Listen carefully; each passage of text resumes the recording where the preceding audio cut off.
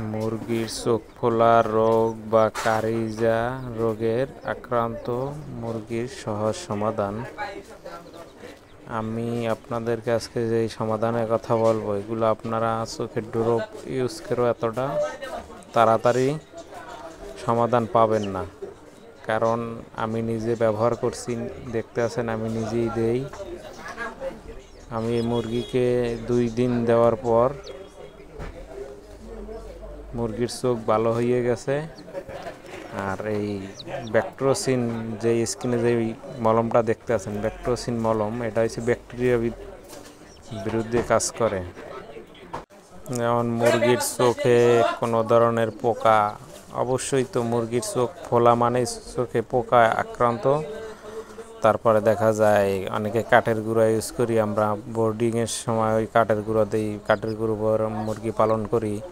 আবার মশায় কামড় দেয়, এই জন্যই দেখা যায় এই সমস্যাগুলো হয়।